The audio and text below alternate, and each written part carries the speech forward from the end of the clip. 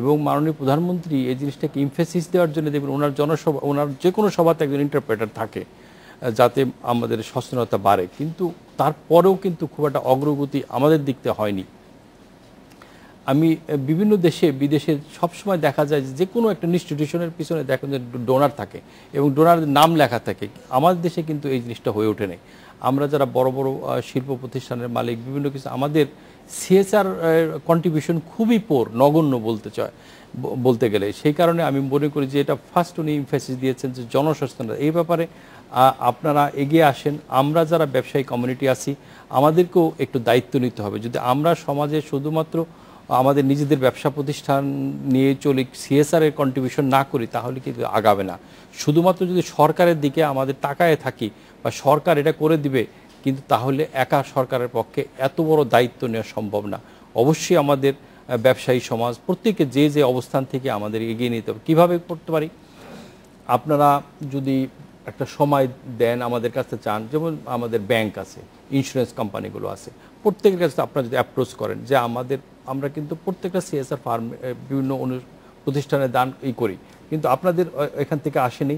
আপনারা যদি আসেন তাহলে আমাদের একটা ব্যাংকের হোক, আমাদের ব্যক্তিগত ফার্মের হোক, আমরা কিন্তু একটা কন্ট্রিবিউশন আমরা করব। পাশাপাশি প্রত্যেকটা এই যে বাজেটের মধ্যেও যদি আমরা সকলে মিলে চাই, তাহলে বাজেটও কিন্তু একটা এদের প্রতিবন্ধীদের, শুধু দৃষ্টি না, প্রতিবন্ধীদের জন্য একটা ফান্ড আলাদা রিজার্ভ থাকলো, যেটা সেলিমা রহমান কারেক্টলি পয়েন্ট করেছে। যদি বাংলাদেশ ব্যাংকের মধ্যে যদি কর্মসংস্থান সৃষ্টির জন্য সুদবিহীন করা যায়, যে সুদবিহীন একটা ফান্ড তাদের জন্য থাকবে। বাংলাদেশ ব্যাংক তাদের অনেক আইডল ফান্ড পড়ে আছে, কিন্তু এই ব্যাপারে তাদের বাংলাদেশ ব্যাংকেও কিন্তু সচেতনতা করা হয়। যদি বাংলাদেশের গভর্নর সাহেবের সাথে মিটিং করে আমরা বলি, উনিও কিন্তু একটা উদ্যোগ নেবেন। সেই কারণে আমরা মনে করি সকলে মিলে এখানে বিভিন্ন পেশার লোক, সাংবাদিক, বুদ্ধিজীবী, লেখক, এনজিও, ফোরাম, সবাই মিলে আপনারা যদি একটা ফোরাম করেন, যে আমরা এই একটা ফোরাম করলাম, সেই ফোরামের মধ্যে আমরা সব জায়গায় ব্যবসায়ীদের প্রতিনিধিদের ব্যবসায়ীদের কাছে যাব, সাংবাদিকদের মাধ্যমে তাদের প্রচার দরকার আছে, বাংলাদেশ ব্যাংকের গভর্নরের কাছে, সরকারের কাছে যাব, অর্থমন্ত্রীর কাছে যাব, বিভিন্ন আমরা সকলে মিলে যদি প্রচার নিই, ডেফিনেটলি এই আমি মনে করি 1 কোটি লোক একটা বড় সমস্যা না। আমরা অবশ্যই এটা কমিয়ে নিয়ে আনতে পারবো এবং সমাজে এদের অধিকার ফিরিয়ে দিতে পারবো। এবং অধিকার ফিরিয়ে দেওয়ার জন্য, এদের পাশে দেওয়ার জন্য, এটা আমাদের মৌলিক দায়িত্ব এবং কর্তব্য। আমরা আরো আলোচনা করবো এই বিষয়ে। ছোট্ট একটি বিরতি নিয়ে আসছি। দেখছেন আশার বাংলাদেশ, ফিরছি একটু পরেই।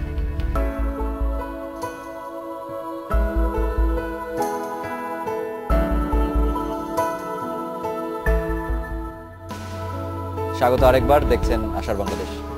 কিভাবে আমরা বিরতির আগে কথা বলছিলাম যে সচেতনতা তৈরির উপর অনেক জোর দেওয়া উচিত এই বিষয়ে। এখন পর্যন্ত আপনারা তো অনেক ধরনের অনেক কাজ করেছেন, সরকারের পক্ষ থেকেও আমরা জানি যে বেশ কিছু প্রকল্প নেওয়া হয়েছে। আসলে পারস্পরিক সহযোগিতা এবং ব্যবসায়ী নেতৃত্বের সাথে আপনাদের কথা বলার উপর জোর দেওয়া হয়েছে।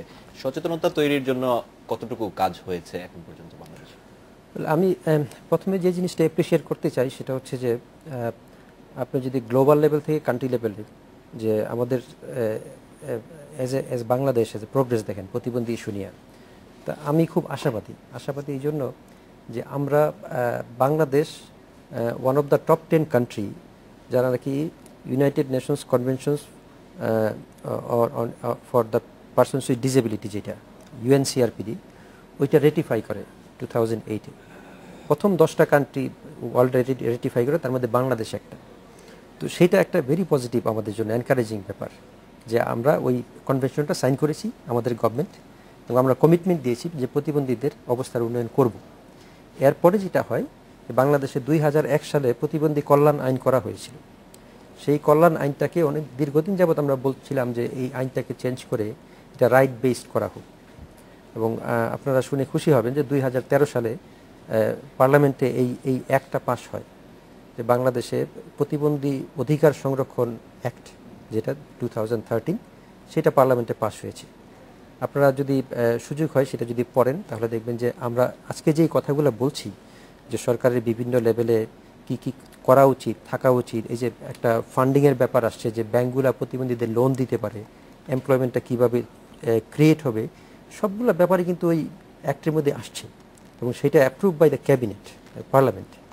এখন যেটা পরবর্তী স্টেপ, যেটা সেই অ্যাক্টটাকে লতে ট্রান্সফর্ম করতে হবে এবং সেই লটাকে ইমপ্লিমেন্ট করতে হবে।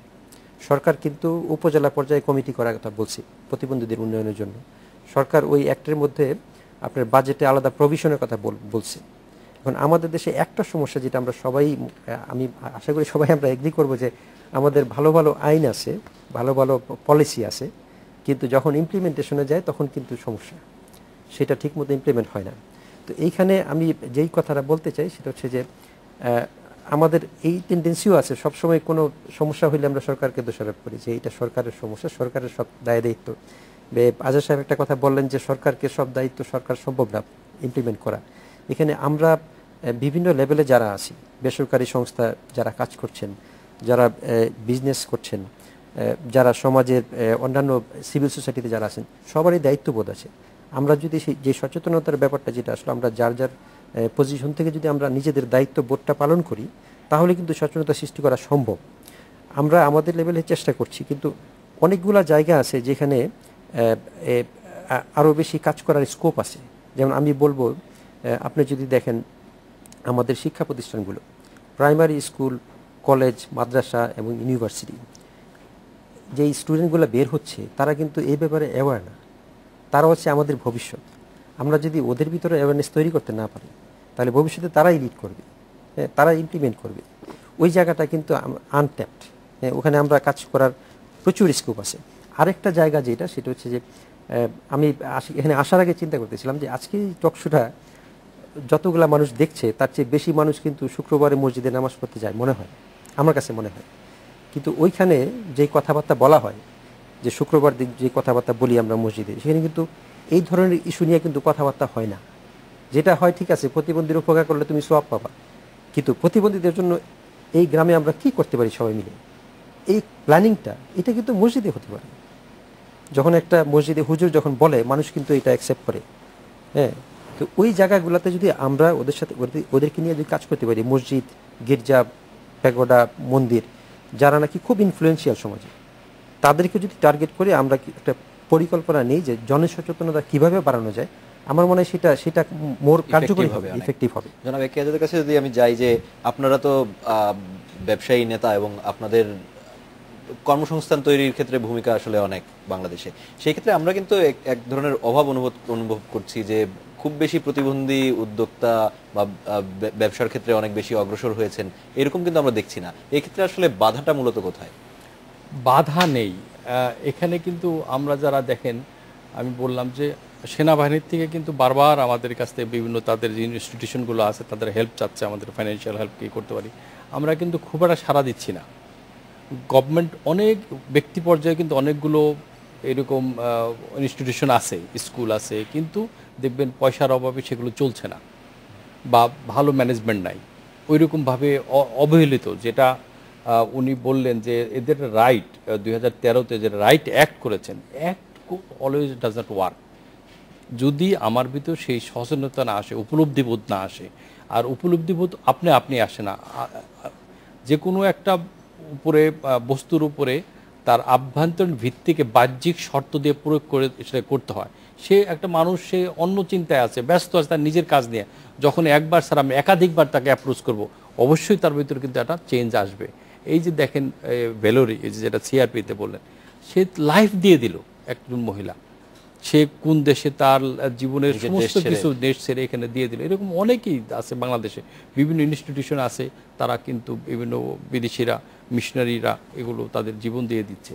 আমিও মনে করি যে এই যে মনোয়ার সাহেব, গোলাম কিবরিয়া সাহেব, উনি যেটা শুরু করেছেন, ওনাকে আমি বললাম শুধুমাত্র আপনার ইনস্টিটিউশনের মধ্যে আপনি না থেকে, আপনি যেরকম আজকে ইন্ডিপেন্ডেন্ট এসছেন, একটা প্রোগ্রাম করেছেন, এরকমভাবে আমাদের ব্যবসায়িক প্রতিষ্ঠানগুলোতে আপনি এফবিসিআইতে যান, উমেন চেম্বারে যান, আমাদের বাংলাদেশ চেম্বার ইন্ডাস্ট্রিতে যান, বিজিএমইতে যান। বিজিএমইতে যদি ইচ্ছা করে যে বিজিএমইতে প্রত্যেকটা গার্মেন্টস ফ্যাক্টরিতে একজন করে আপনারা 3000 গার্মেন্টস আছে, এখানে তো 3000 লোকের কর্মসংস্থান হয়ে যেতে পারে। এক, তারপরে প্রত্যেকটা ব্যাংক আছে, প্রত্যেকটা ব্যাংকে যদি 2 জন করে লোক নেয়, কত লোকের এক একটা ইন্স্যুরেন্সে 2 জন করে লোক নেবে। এইরকমভাবে যদি আমরা অ্যাপ্রোচ করি এবং সেখানে গভর্নমেন্ট প্যাট্রোনাইজ থাকে, অবশ্যই হবে। কিন্তু এককভাবে শুধু আইন করে এটা হবে না, এটা উদ্যোগ নিতে হবে, আমাদের ভিতর সচেতনতা বাড়াতে হবে এবং আমাদেরকে ইনভলভ করতে হবে। তাহলে কিন্তু হবে। আমরা কিন্তু এই যে বললাম this is my first time এই ধরনের কোনো একটা আলোচনায় আমাকে আহ্বান করার জন্য, এবং আই লাইক ইট, যে আমার ভিতরেও তো আমারও তো সমাজের দায়িত্ব আছে। আমি একজন ব্যবসায়ী প্রতিনিধি হিসেবে, একজন সমাজের ব্যক্তি হিসেবে আমার কি রেসপন্সিবিলিটি নাই টু রিহ্যাবিলিটেট দ্যাম? অবশ্যই আছে, আর সেটা করাইতে হবে আপনাদের